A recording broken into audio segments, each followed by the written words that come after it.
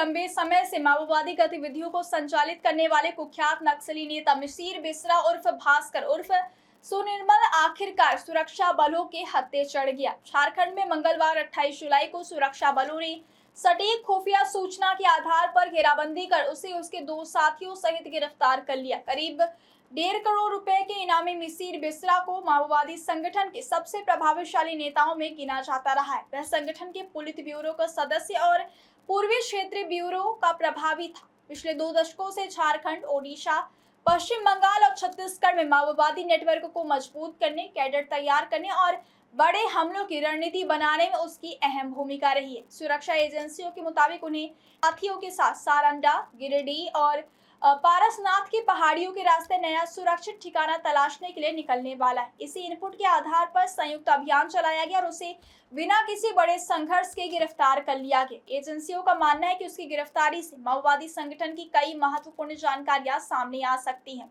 जिनमें संगठन की फंडिंग, हथियारों की सप्लाई, नए भर्ती नेटवर्क और विभिन्न राज्यों में सक्रिय मॉड्यूल की जानकारी शामिल है। बताया जा रहा है कि अब सुरक्षा एजेंसियों का अगला बड़ा लक्ष्य माओवादी संगठन का शीर्ष नेता गणपति है, जो फिलहाल नेपाल में छिपा होने की जानकारी सामने आ रही है।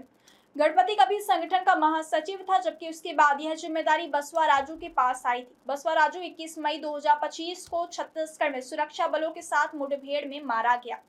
मिसिर बिसरा के खिलाफ हत्या, आईईडी विस्फोट, सुरक्षा बलों पर हमले, आर्म्स एक्ट सहित 100 से अधिक आपराधिक मामले दर्ज है। पुलिस रिकॉर्ड के मुताबिक उसका सबसे सक्रिय क्षेत्र सारंडा, कोल्हान, पारसनाथ और झारखंड, ओडिशा, पश्चिम बंगाल का ट्रांजैक्शन इलाका रहा है। उस पर वर्ष 2003-04 में पश्चिम सिंहभूम जिले के बिटकिल सोय और बलिबा क्षेत्र में हुए आईईडी हमलों की साजिश रचने का आरोप है, जिनमें 55 सुरक्षा कर्मी शहीद हुए थे।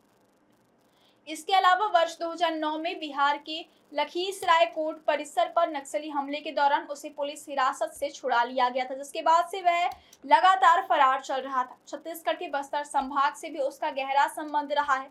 वह दंडकारण्य स्पेशल जोनल कमेटी और पूर्व क्षेत्रीय ब्यूरो के बीच समन्वय स्थापित करने का काम करता था। बस्तर, अबूझमाड़, दक्षिण बस्तर और महाराष्ट्र सीमा से लगे नक्सल प्रभावित इलाकों में कैडर प्रशिक्षण, हथियारों की आपूर्ति, रणनीतिक बैठकों और बड़े हमलों की योजना तैयार करने में उसकी भूमिका बेहद महत्वपूर्ण मानी जाती रही है। यही कारण है कि सुरक्षा एजेंसियां लंबे समय से उसकी गतिविधियों पर नजर बनाए हुए थी। उसकी गिरफ्तारी को नक्सल विरोधी अभियान की बड़ी सफलता माना जा रहा है, क्योंकि वह संगठन की शीर्ष निर्णय लेने वाली इकाइयों का सदस्य था और उसके पास माओवादी नेटवर्क की अंदरूनी संरचना, रणनीतियों और कई राज्यों में फैले संगठनात्मक तंत्र की महत्वपूर्ण जानकारी मौजूद थी। माना जा रहा है कि उसे पूछताछ के बाद माओवादी संगठन के कई बड़े राज सामने आ सकते हैं और आने वाले समय में नक्सल नेटवर्क पर और भी प्रभावी कार्यवाही का रास्ता खुल सकता है।